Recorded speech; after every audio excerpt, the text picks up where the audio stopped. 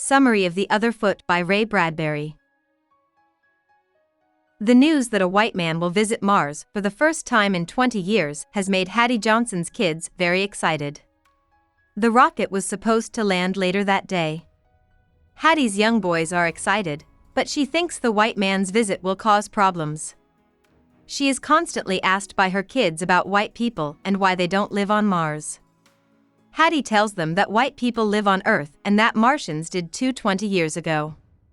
The Martians just up and walked away and went to Mars in the end, but the white people stayed on Earth and started a terrible nuclear war with each other.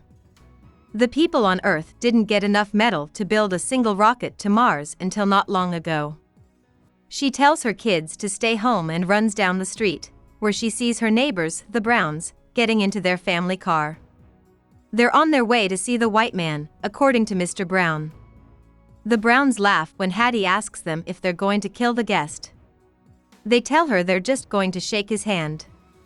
In his stern voice, Willie, Hattie's husband, asks the Browns if they're going to see the white guy like a bunch of fools. He also tells them that they might want to do the same thing he is doing, which is going home to get his guns. Hattie is then forced by Willie to get into the car with him. They drive quickly home. Willie wonders why the people of Earth couldn't just stay there and blow themselves up. She tells her husband that he doesn't sound very Christian, which makes him angry. For example, Willie asks Hattie if she remembers how Dr. Phillips and Mr. Burton killed his mother and hung his father from Knockwood Hill. Since the white man came along, the shoe's on the other foot. Willie thinks that white people will face unfair rules on Mars, have to sit in the back of movies and ride in the back of streetcars, and even be lynched. As soon as the car pulls up in front of the Johnson house, Willie runs inside to get guns and rope. Hattie reluctantly follows her husband into the house, where she sees him mumbling to himself and running around the attic getting his guns. His face is twisted with anger and hate, Hattie notices. While the kids are outside, Willie grabs them and tells them he's shutting them up because he doesn't want them to see or even talk about the white man. Hattie sees other cars with guns on the way to watch the white man arrive at the landing spot. She says her husband is making trouble in the neighborhood, and Willie is happy to say that he went to every house earlier that day and told everyone to get guns and ropes. When Hattie tells her husband to stop what he's doing, he snaps that all he's done for 20 years is think about how mean and racist white people were to Martians on Earth.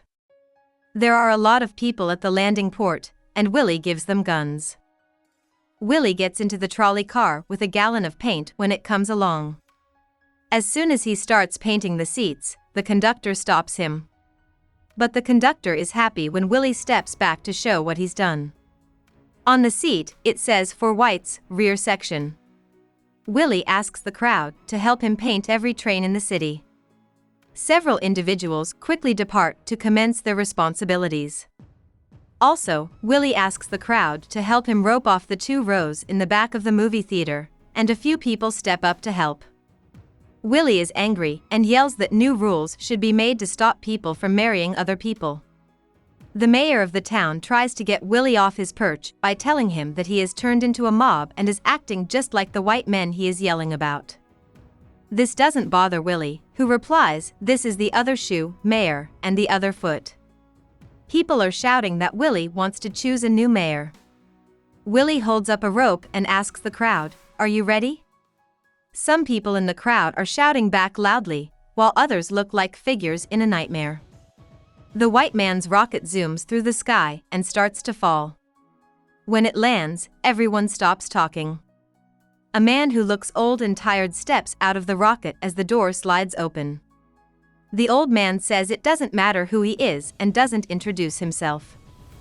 According to him, World War III started 20 years ago, when the Martians left Earth. Atomic bombs have killed most of the Earth since then. Famous old places like Paris and London have been destroyed. Even small towns like Greenwater, Alabama, have been wiped out. Anytime Willie hears the name Greenwater, his mouth opens wide. The older man goes on to say that companies, cotton farms, and cotton mills have all been destroyed. The food, animals, roads, and even the air is radioactive. According to the old man, There are now only 500,000 people left in the world. He tells the Martians that the people on Earth are stupid and asks them to let him use their rockets, which have been sitting idle for 20 years, to bring the people on Earth to Mars. He says it again, people on Earth have been stupid and bad. He also says that they will work for the Martians and put up with whatever they do. Once the old man is done speaking, everyone in the crowd stops talking. A lot of people are paying close attention to Willie to see what he does. As Hattie watches her husband, she thinks about how she wants to break down all the racism and hatred in the world. She understands that if her husband stops being angry, maybe everyone else will too. She takes a brave step forward and asks the old man if he knows Knockwood Hill in Greenwater, Alabama. Hattie asks the old man about the big oak tree on top of the hill when he pulls out a map. According to the old man, both the hill and the tree are gone. Somebody named Dr. Phillips and Mr. Burton are still living, Hattie asks. The old man says they both died in the war and their homes burned down. He also says that neither people nor homes are still standing in Greenwater. Willie knows there aren't any more lynching trees, bars, or plantation houses.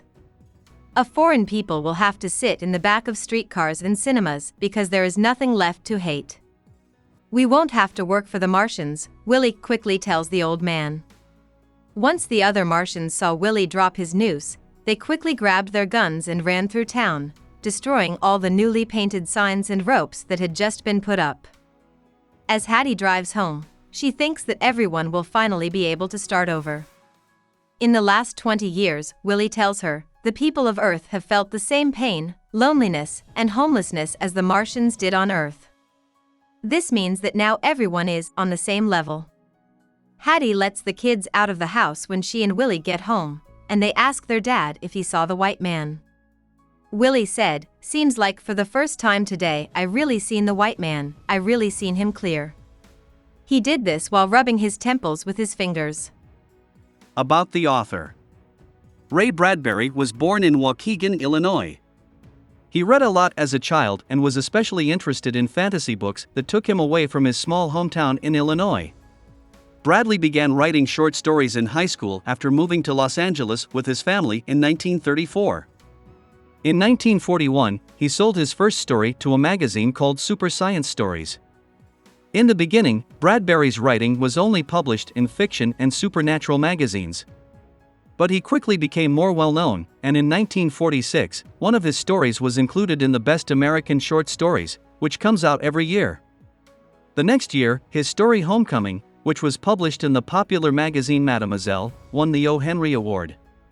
He had regular pieces in many of the most important American papers by the end of the 1940s. Still, managers at big American publishing houses weren't interested in Bradbury's work, they liked longer books more. Bradbury had a hard time getting a contract until Walter Bradbury, a publisher at Doubleday, not related to the author, suggested that he turn his many stories about Martians that had been published in pulp mags into a book. In 1950, one of his most famous books, The Martian Chronicles, came out. This also led to a deal for his next book, The Illustrated Man, which came out in 1951. Bradbury wrote 11 books over the course of his work. All of them started out as short stories. The 18 stories that make up The Illustrated Man are very much their own things. But in books like Fahrenheit 451, Dandelion Wine, and Something Wicked This Way Comes, published between 1953 and 1962, Bradbury put his ideas together with strong storylines to make them read more like regular novels. Still, Bradbury would never give up writing short stories. He had already released hundreds of them by the time he died at age 91, and many of them are still some of the most beloved works of literature of the 20th century. Hope we summarized it fully and you liked it. Please hit the like button and subscribe to our channel so that we are motivated to create more videos.